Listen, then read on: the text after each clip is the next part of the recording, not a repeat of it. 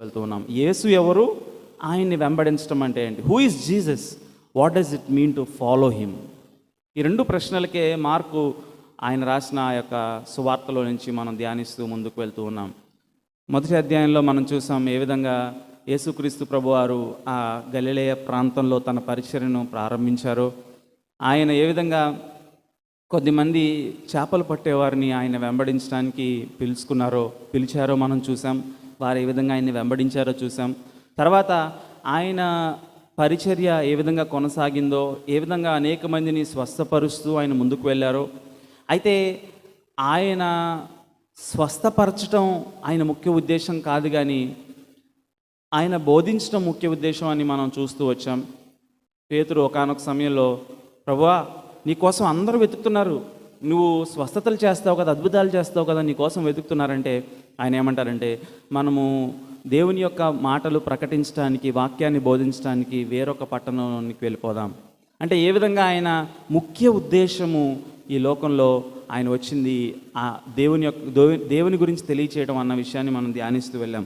గత వారంలో అంతకుముందు వారంలో కుష్ఠరోగిని దేవుడు యేసుక్రీస్తు ప్రభువారు ఏ విధంగా స్వస్థపరిచారు, తద్వారా తాను ఏ విధంగా వెలివేయబడిన వాడయ్యారు అన్న విషయాన్ని ధ్యానించాం. గత వారం పక్షవాయువు గలవాన్ని స్వస్థపరచడం ద్వారా, దానికంటే ముందుగా ఆయన పాపములు క్షమించడం ద్వారా ఒక వ్యక్తి పాపములు క్షమింపబడటం అనేది ఎంత ప్రాముఖ్యమో, అన్నిటికంటే ముఖ్యమైనది అన్న విషయాన్ని మనం చూసాం. ఇదనం 2వ అధ్యాయం 13వ వచనం నుంచి ఉన్న వాక్య భాగాన్ని మనం అలవాటు చొప్పున సముద్ర తీరాన అలా మరల నడిచి పోవచ్చుండెను. మనకి వెంటనే మొదటి అధ్యాయం 16వ వచనం గుర్తు వస్తుంది. అక్కడ కూడా ఆయన గలిలయ సముద్ర ప్రాంతాన తీరాన వెళ్ళుచుండగా, ఆ ప్రశాంతమైన గలిలయ సముద్ర తీరాన, గలిలయ అనేది ఒక తక్కువ అలజడి ఉన్న ఆ యొక్క తీరం అన్నమాట. ప్రశాంతంగా ఉన్న సమయంలో ఆయన అలా నడుచుకుంటూ వెళ్ళిపోతూ ఉన్నారు. ఆయన చూసిన వెంటనే సాధారణంగా జనులందరూ గుంపు కూడేవారు, లేకపోతే పోగయ్యేవారు ఆయన చుట్టూరు. ఎందుకంటే ఈయన మహత్కార్యములు చేయగలడు, ఈయన అద్భుత కార్యాలు చేయగలడు, ఈయనలో ఏదో శక్తి దాగి ఉంది, ఈయన సూచక క్రియలను మనం చూద్దామని చాలామంది ఆకర్షితులయ్యేవారు. అదే సమయంలో ఆయన బోధ నేర్పరితనము, ఆయన పరిసయ్యుల వలెను శాస్త్రుల వలెను కాక అధికారం గలవాని వలె బోధించున్నట్లు మనం ఇంతకుముందు అధ్యాయాల్లో మనం చూసాం. ఈయన బోధలో ఏదో వైవిధ్యం ఉంది. ఆయన వారికి చక్కని ఉదాహరణలతో దేవుని యొక్క వాక్యాన్ని వివరిస్తూ ఉన్న కారణాన అనేక మంది ఆయన చుట్టూ చేరారు. అయితే మనం గతించిన వారాల్లో కూడా జ్ఞాపకం చేసాము, crowds are never sign of fruitfulness in Jesus ministry. యేసుక్రీస్తు ప్రభువారి పరిచర్యలు, ముఖ్యంగా మార్కు సువార్తలో ఎక్కువగా అనేకులు కూడుకున్న కారణాన అది ఆయన ఎప్పుడు వారందరూ ఆయన్ని వెంబడించినట్లు చాలా తక్కువ సార్లు రాయబడింది. అయితే ఆయన ఒక పని చేయసాగారు. వారందరూ కూడుకుని ఉన్నారు, వారందరికీ బోధించడం ప్రారంభించాడు. మార్కు సువార్తలో మనం చూస్తూ వెళ్తే మొదటి అధ్యాయం ఇప్పటి వరకు ప్రజలు ఆయన యొద్దకు చేరిన ప్రతిసారి వారు ఏ కారణాలతో వచ్చినా, వారు రొట్టె కోసం వచ్చినా, లేకపోతే వారు అద్భుతాల కోసం వచ్చినా, ఆయన మాత్రం ఇందుకోసమే నేను వచ్చాను కదా, అదేంటంటే బోధించడానికి. ఆయన బోధించడం అనేది ఆయన మినిస్ట్రీకి, ఆయన పరిచర్యకు కేంద్రంగా చేసుకున్నారు. వాక్య ప్రకటనే ఆయన పరిచర్యకు కేంద్రం. ఏంటి ఆ వాక్య ప్రకటన అంటే, మీరు మారు మనసు పొంది దేవుని రాజ్యంలో ప్రవేశించండి. ఏంటి ఆ మార్పు అంటే, యేసుక్రీస్తు ప్రభువును దైవ కుమారుడైన నన్ను మీరు అంగీకరించండి, నేను మెస్సయ్యను, ఆయన కుమారుడును, ఇదే సువార్త. ఆ విషయాన్ని వారికి బోధిస్తూ ఉన్నారు. అక్కడ ఆయన బోధిస్తూ ఉన్న సమయంలో, బోధించిన తరువాత 14వ వచనంలో మనం చూస్తాం, ఆయన మార్గమును వెలుచు సుంకపు మెట్టు నొద్దనున్న అల్ఫయి కుమారుడగు లేవీని చూచి. సుంకపు మెట్టు నొద్ద ఉన్న, ఆ దినాల్లో సుంకరులు, ట్యాక్స్ కలెక్టర్స్ ఎవరంటే, వీరు రోమా ప్రభుత్వానికి మరియు సామాన్య ప్రజలకు మధ్యవర్తులుగా పనిచేసేవారు. వీళ్ళ పని ఏంటంటే, ఆ రోమా అధికారులకి, ప్రభుత్వానికి ప్రజల నుంచి ట్యాక్సెస్ లేకపోతే సుంకం తీసుకొని వారికి ఇచ్చేవారు అన్నమాట. ఇది వారి యొక్క పని. అయితే యూదా మతాన్ని ఆచరించేవారు ఆ, వీళ్ళతో సహవాసం చేసేవారు కాదు. వీరు యూదులు అయినప్పటికీ కూడా వీరితో సహవాసం చేసేవారు కాదు. ఎందుకంటే వారు నమ్మే, పరిసయ్యులు నమ్మే ఒక విషయం ఏంటంటే, మనం అన్యజనులతో వ్యాపార వృత్తుల్ని చేయకూడదు, మనం అన్యజనులతో ట్రాన్సాక్షన్స్ చేయకూడదు అని ఈ మత ఆచరణ ద్వారా విపరీతంగా వీరిని ద్వేషించేవారు అనమాట. ట్యాక్స్ కలెక్టర్స్ అంటే వీరిని శత్రువులుగా భావించేవారు, వీరిని ఒక విధంగా అంటరాని వారుగా భావించేవాళ్ళు అనమాట. ఆ దినం యూదా మత ఆచరణ చేసేవారు. ఎందుకంటే దానికి ఒక కారణం కూడా ఉంది. వీరు రోమా సామ్రాజ్యానికి తలవంచి ఇశ్రాయేలీయుల వద్ద, యూదుల వద్ద బాగా ఎక్కువగా డబ్బు దండుకొని కొద్ది వరకు ప్రభుత్వానికి ఇచ్చి కొద్ది వరకు వారు తీసుకునేవారు. వీరిని శత్రువులుగా భావించేవారు. పరిసయ్యులైతే వారిని దగ్గరకు కూడా రానిచ్చేవారు కాదు. ఇక్కడ చూస్తే ఆయన మార్గమున వెళ్ళుచు సుంకపు మెట్టునొద్దనున్న అల్ఫై కుమారుడగు లేవిని చూచు.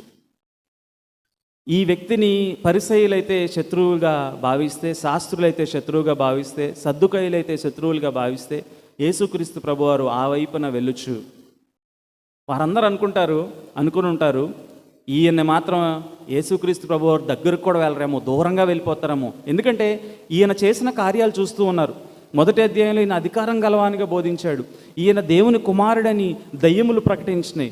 ఈయన పరిసయ్యులు అనుకున్నారు మాకంటే ఒక ఎత్తు ఎక్కువగా ఉన్నాడు కాబట్టి ఈయన ఈ లేవీని దాటుకొని వెళ్ళిపోతాడు, ఈయన సమీపానికి కూడా వెళ్ళడు అని బహుశా వారందరూ చూస్తూ ఉన్నారు. యేసు ఆ లేవి యొద్దకు వెళ్ళి, లీవై యొద్దకు వెళ్ళి అంటున్నాడు, నీవు నన్ను వెంబడించుము. చాలా వ్యత్యాసం. ఆయన పిలుపు ఎవరికి వస్తుందో మనం గ్రహించడం. మనం అనుకోవచ్చు ఈ పిలుపు అంటే పరిచర్య పిలుపేమో. కాదు, ప్రాథమికంగా ఇది వెంబడించమని పిలుపు, ప్రాథమికంగా ఇది రక్షణ పిలుపు.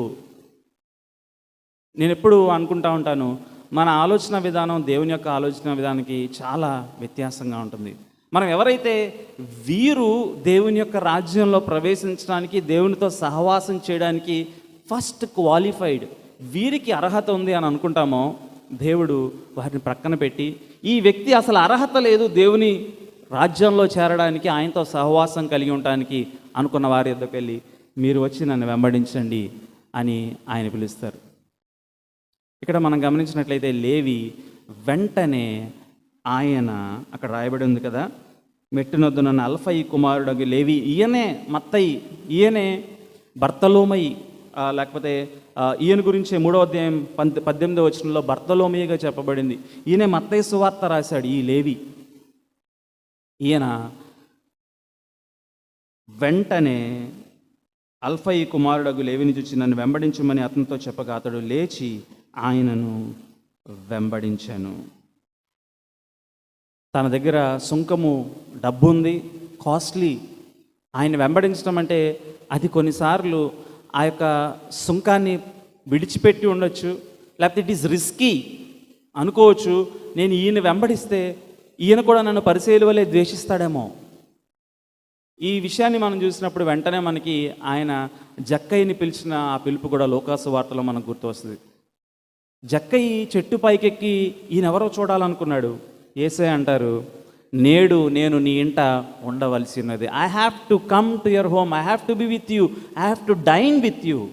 నేను నీ ఇంటకి రావాలి జక్కయ్య అని దూరంగా తప్పించుకొని చూడాలనుకున్న జక్కయ్య యొద్దకు ఆయనకు వచ్చి నేడు ఈ ఇంటికి రక్షణ వచ్చి ఉన్నది. వెంటనే జక్కయ్యకి ఆయన ఉపన్యాసం చేయలేదు, ఏం చేయలేదు. వెంటనే తను అంటున్నాడు, నేను ఎవరి వద్ద తీసుకున్నానో 4 అంతలు ఇస్తాను, ఎవరి దగ్గరైనా అన్యాయంగా తీసుకుంటే తిరిగి ఇచ్చేస్తాను. నేడు ఈ ఇంట రక్షణ వచ్చింది. ఈయనను అబ్రహాము కుమారుడే. యేసుక్రీస్తు ప్రభువారి పిలుపులో ఒక గొప్ప కనికరం ఉంది. ఆయన లేవిని జక్కయ్యని చూసి నీవు పాపివి, నీ డబ్బులు నువ్వు అక్రమంగా సంపాదించావు, నువ్వు వదిలిపెట్టాలి, ఉపన్యాసం చేయాల, ఒకటే చెప్పాడు, నీవు నన్ను వెంబడించు. ఆయన పిలుపులో అది following Jesus is not a set of statements. ఆయన్ని వెంబడించడం అంటే, విశ్వాసం ఉంచడం అంటే మనసులో ఆలోచనను మార్చుకొని లేకపోతే అబ్బా ఇది ఏం కాదు. ఆయన వెంబడించడం అంటే విధేయత చూపించడమే. ఇక్కడ లేవి అదే చేస్తాడు. వెంటనే ఆయన్ని వెంబడించినట్లు మనం గమనిస్తాం. 15వ వచనం, అతని ఇంట ఆయన భోజనమునకు కూర్చుండి ఉండగా సుంకరులను పాపులను అనేకులు యేసుతో కూడా ఆయన శిష్యులతో యేసుతోనూ ఆయన శిష్యులతోనూ కూర్చుండి ఉండిరి. ఇట్టివారు అనేకులు ఉండిరి. వారు ఆయనను వెంబడించు వారైరి. ఈ లేవి ఆయన వెంబడించడం మాత్రమే కాదు, వెంటనే ఆయన ఇంట భోజనానికి ఏర్పాటు చేశాడు. లేవి ఇంట భోజనం ఉందంటే బహుశా మంచి మాంసము, మంచి ఆహారం, మంచి సంబరం. అక్కడ ఉన్న వారందరికీ, స్నేహితులందరికీ తెలుసు, అరే లేవి ఇంట్లో భోజనం అంట, పదండి. అందరూ వచ్చేసారు. ఎవరు ఆయన స్నేహితులు? ఎవరంటే పాపులు, సుంకరులు, సిన్నర్స్. పాపులు అంటే ఎవరంటే వికెట్. కీర్తనలో, మొదటి కీర్తనలో రాయబడింది, దుష్టుల ఆలోచన చెప్పని నడువుక, పాపుల మార్గం నిలువుక, అపహాసకులు కూర్చుండే చోటన కూర్చుండగా. వీరెవరంటే పాపులు, వీరు వికెట్ పీపుల్. పరిసయ్యులు అనుకునేవారు వీరికి ధర్మశాస్త్రాన్ని, టోరాని, దేవుని యొక్క వాక్యాన్ని చదవటానికి అర్హత లేదు, వీరు అసలు దాని గురించి వినటానికి కూడా అర్హత లేదు. మేము ధర్మశాస్త్ర పాండిత్యం కలిగిన వారం, దీన్ని పాటించేవారం. పరిసయ్యులు సుమారు 613 ఆజ్ఞలు మోషే ధర్మశాస్త్రంలో నుంచి లిస్ట్ అవుట్ చేశారనమాట. సుమారు 613 ఆజ్ఞలు. వీటిలో 248 ఏమో చేయాల్సిన పనులు, 350 పైచులకు 55 పనులేమో, లేకపోతే కార్యాలేమో, మాటలేమో చేయకూడనివి. 613 ఆజ్ఞలు వారు తూచా తప్పకుండా పాటించేవాళ్ళు పరిసయ్యులు. వారు సుంకరుల్ని, పాపుల్ని ఎలా చూసేవారంటే వీరికి అసలు ధర్మశాస్త్రం వినడానికి కూడా అర్హత లేదు. These are outsiders. వీరు బయట వారు, ధర్మశాస్త్రానికి వెలుపల ఉన్నవారు. మాకు ధర్మశాస్త్రం ఉంది, మాకు టోరా ఉంది, మేము దీన్ని పాటిస్తున్నాం, ఖచ్చితంగా పాటిస్తున్నాం. వీరు పాపులు. వారు గమనిస్తూ ఉన్నారు. ఈయన లేవీని పిలవడం మాత్రమే కాదు, ఆయన ఇంట వెళ్ళి కూర్చుండి ఉన్నాడు. రిక్లైనింగ్, ఇంగ్లీష్లో వాడబడిన పదం ఏంటంటే he reclined with them. Reclining అంటే ఏదో కూర్చుని పైన రావడం కాదు. ఆ దినాల్లో భోజనానికి ఇలా నిటారుగా ముందుకు పడుకొని ముందు ఉన్న టేబుల్ చుట్టూరు. అంటే ఆ ఫెలోషిప్ ఎలాంటిదంటే వారిలో భాగమైతేనే వారు అలా భోజనంలో కూర్చునేవారు, లేకపోతే కూర్చునేవాళ్ళు కాదు. పరిసయ్యులు, శాస్త్రులు వారందరూ చూస్తూ ఉన్నారు. ఈయన లేవి ఇంటకు వెళ్ళడం మాత్రమే కాదు, వారితో భోజనానికి కూర్చున్నాడు. అంటే వారిలో ఒకడిగా అయ్యాడు. అతని ఇంట భోజనమునకు కూర్చుండి ఉండగా సుంకరులను పాపులను అనేకులు యేసుతో ఆయన శిష్యులతోనూ కూర్చుండి ఉండిరి. వారందరూ కూర్చున్నారు. ఇట్టివారు అనేకులుండిరి. వారాయనను వెంబడించు వారైరి. యేసుక్రీస్తు ప్రభు వారు అలా వచ్చి వారితో సహవాసం చేసి వారితో భోజనం చేస్తున్న సమయంలో వారాయన్ను వెంబడించు వారైరి. ఈయనలో ఏదో శక్తి దాగి ఉంది. ఈయన కనికరంతో ప్రజల్ని ఆయన వైపుకి ఆకర్షించుకున్నారు. ఎందుకంటే ఇది ఆయన దైవశక్తితో చేస్తున్నారు. He is a different, is one of a coin. ఆయన మెస్సయి, ఆయన దేవుని కుమారుడు. ఎవరైతే బయటవారుగా ఎంచబడ్డారో, ఎవరైతే వాక్యం వెలుపల ఉన్నారో అని తలంచబడ్డారో వారిని ఆయన లోపలికి ఆహ్వానించాడు. 16వ వచనం.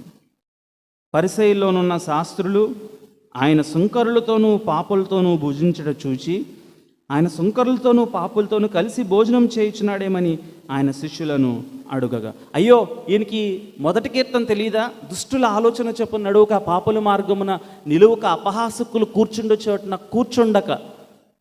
పరిసయ్యులు అంటున్నారు, ఈయన ధర్మశాస్త్రం తెలుసు కదా, ఈయన దేవుని కుమారుడని చెప్పుకుంటున్నాడు కదా, ఈయన పాపాలు క్షమించాడు కదా, పక్షవాయువు గలవాన్ని.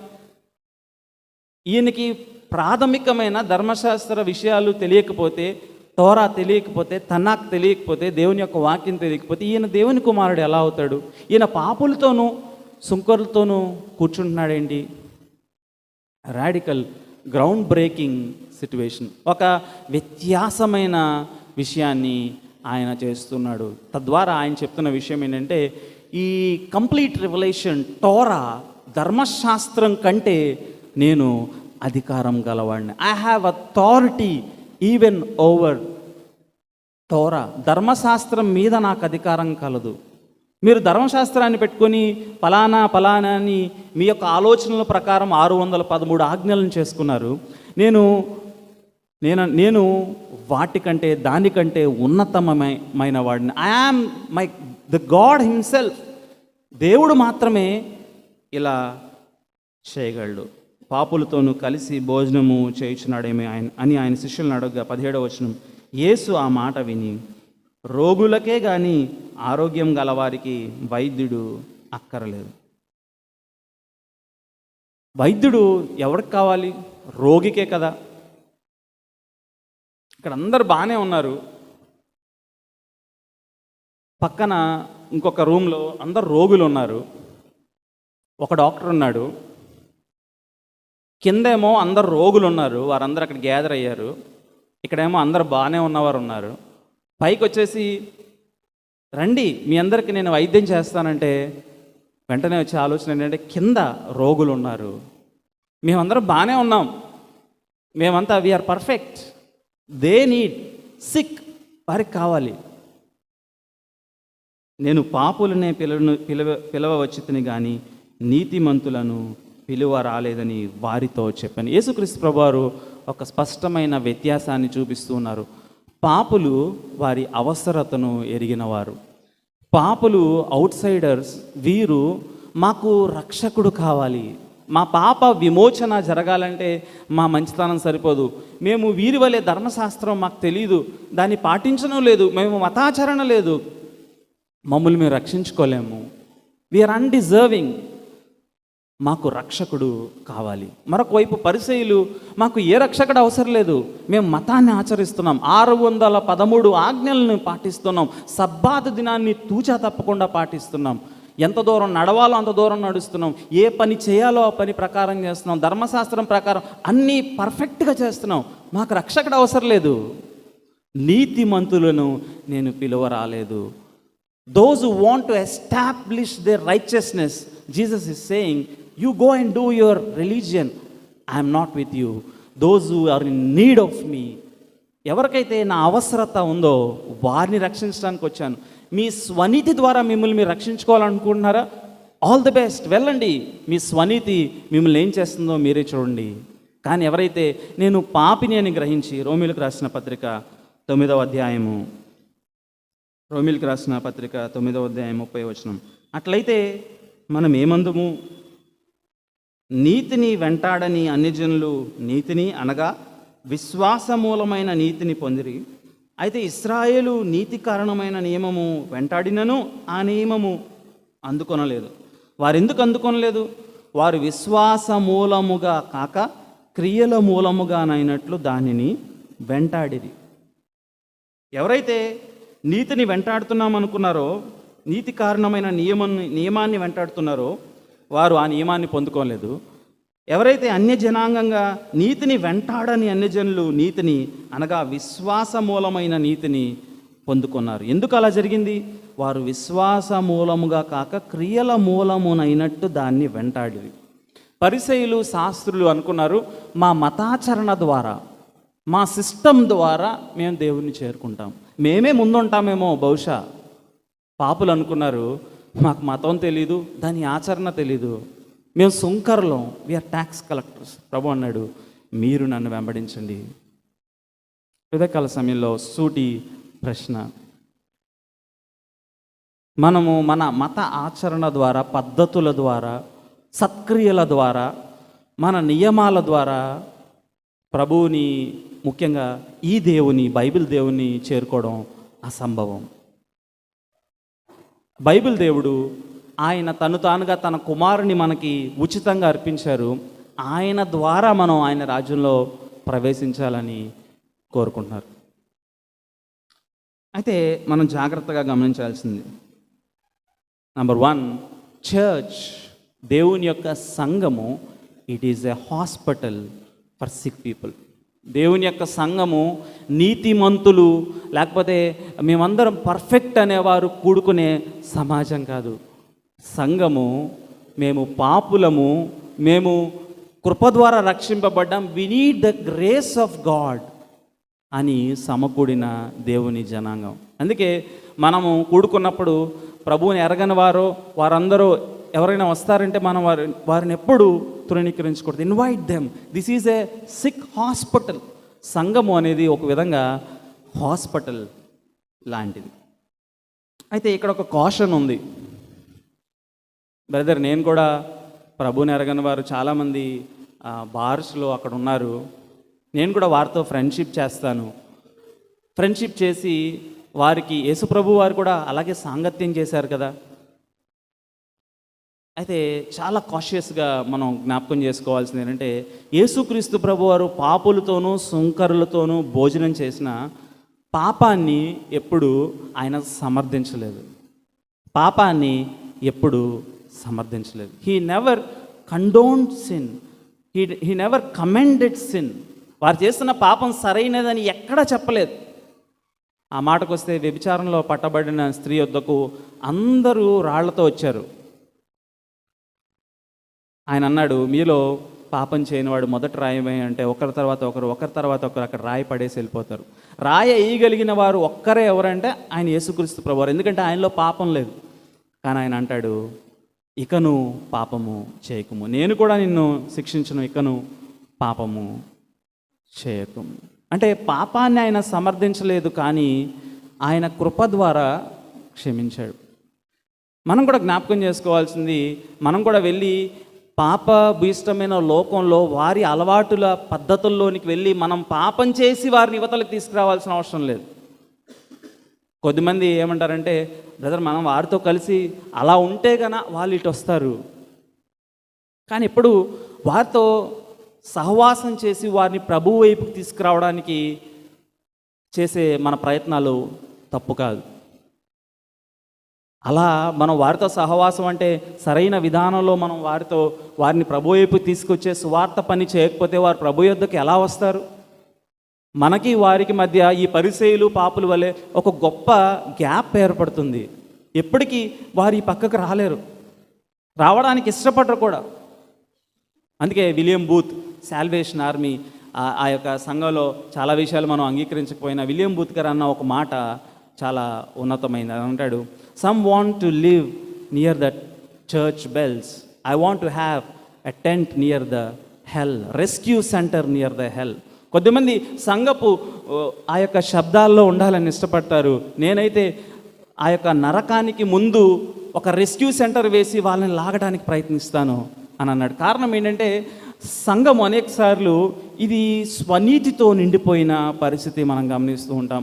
బయట ఉన్న జనాంగం వారు లోపలికి రావాలంటే భయపడతారు, ఈ సంఘ సహవాసం కలిగి ఉండాలంటే భయపడతారు. కారణం ఏంటంటే, మనం వారిని దగ్గరికి రానివ్వం.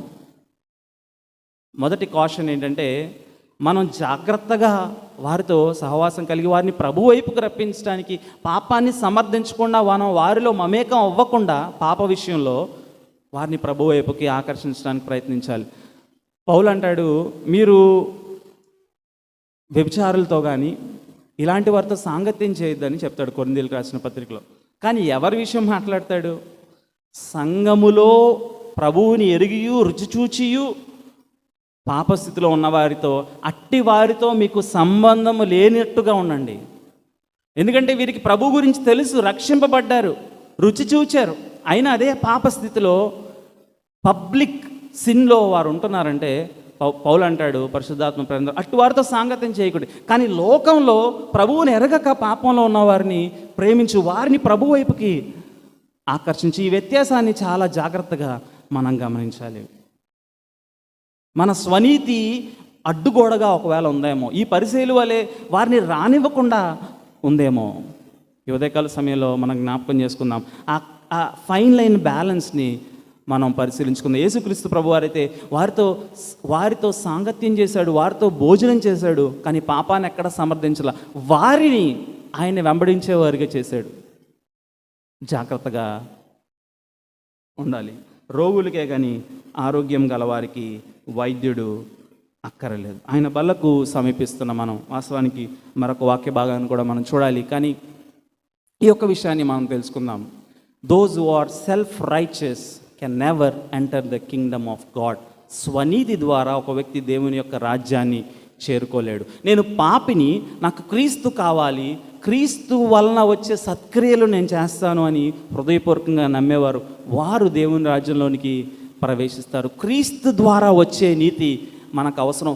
మతాచరణ మనకి ప్రాముఖ్యమైంది కాదు ఈ ఉదయకాల సమయంలో. రెండవదిగా, పాపులని ప్రేమించే దేవుడు, పాపాన్ని ద్వేషించేవాడు. మనం కూడా జ్ఞాపకం చేసుకోవాల్సింది, మనం బయట ఉన్న వారితో, ప్రభువుని ఎరగని వారితో వారిని హృదయపూర్వకంగా ప్రేమిద్దాము, వారిని ప్రభు వైపుకు ఆకర్షిద్దాం, కానీ మనం వారి పాపంలో మమేకం అవ్వడానికి ప్రయత్నించద్దు. మూడవదిగా, church is a hospital for sick people.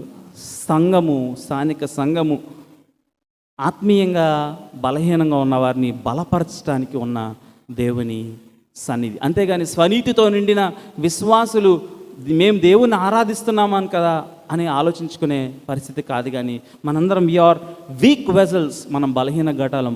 దేవుడు మనల్ని వాడుకోవడానికి ఇష్టపడతారు. ఇంకా ఆయన మరొక విషయాన్ని మనకు జ్ఞాపకం చేస్తున్నారు. ఆయన అక్కడ బల్ల చుట్టూ కూడుకున్న విషయం మనకి ఏం జ్ఞాపకం చేస్తూ ఉందంటే, ఒక దినం మనం పరలోక రాజ్యంలో ఆయనతో కూడా సహవాసం చేయని ఉన్నాం. ఆయన బల్ల చుట్టూ మనం కూడుకున్న వారమై ఉన్నాం. ఒక దినం ఆయన సన్నిధిలో పరలోక రాజ్యంలో ఆయనతో కూడా మనం సహవాసం చేస్తాం. అప్పుడు ఇదే సన్నివేశం మనకు గుర్తు వస్తుంది. పాపులతోనూ ఆయన అక్కడ బల్ల చుట్టూ సాంగత్యం చేసినట్లు మనకు ఈ విషయం జ్ఞాపకం చేస్తుంది. మన గత జీవితాన్ని జ్ఞాపకం చేసుకుని, అవును కదా, నా మట్టుకు నేను లోకంలో పాపిని, I am a desperate sinner, ఘోరమైన పాపిని, నేను దేవునితో సహవాసం చేయడం ఏంటి, నేను ఆయనతో ఆయన బల్లలో పాల్గొనడం ఏంటి, ఆయన శరీర రక్తాల్ని తాకడం ఏంటి, ఆయన నా కోసం చనిపోవడం ఏంటి. ఈ సత్యం ఆ దినం మనం జ్ఞాపకం చేసుకుంటూ ఉన్నాం. అది మనకి రాబోవు ఉన్నతమైన ఆ దృశ్యాన్ని జ్ఞాపకం చేసేది ప్రభు బల్ల. మన కొరకు నలుగుగొట్టబడిన ఆయన శరీరము, మన కొరకు చిందింపబడిన ఆయన రక్తం. ఉదయకాల సమయంలో ఒకవేళ ఆయన పిలుపుకి తగినట్లుగా మనం ఉండలేకపోతున్నామేమో, ఎక్కడైతే ఆలోచనలో, క్రియల్లో, తలంపుల్లో, మాటల్లో ఒకవేళ తప్పిపోయామేమో, ఆయన బలలో అయోగ్యంగా మనం చేయవేయద్దు. యోచించుకొని, పరిశీలించుకొని ఆయన బలలో మనం చేయవేద్దాం. కొరింథీ మొదటి పత్రిక 11వ అధ్యాయము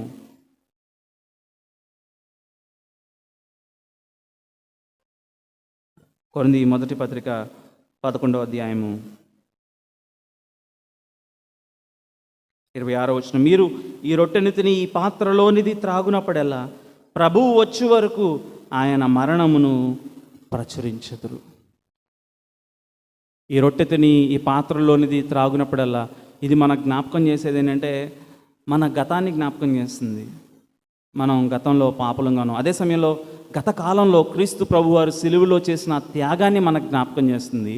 రెండవదిగా, ఇప్పుడు మనం ఏ స్థితిలో ఉందో ఈ రొట్టెను మనం ఇప్పుడు పట్టుకున్నప్పుడు ప్రజెంట్, అదే సమయంలో ఫ్యూచర్, రాబోవు ఆయన రాకడను మనం జ్ఞాపకం చేస్తుంది. ఆయన సన్నిధిలో, ఆయన జనాంగంగా ఆయన బలలో చేయవేసే ఆ దినాన్ని జ్ఞాపకం చేస్తుంది. Only thing that ties our past, present and future, మన భూత, భవిష్యత్, వర్తమాన కాలాల్ని సంజోడించేది ఏంటంటే ప్రభు యొక్క బల. ఆ బలలో మనము భక్తి శ్రద్ధలతో హృదయపూర్వకంగా పాప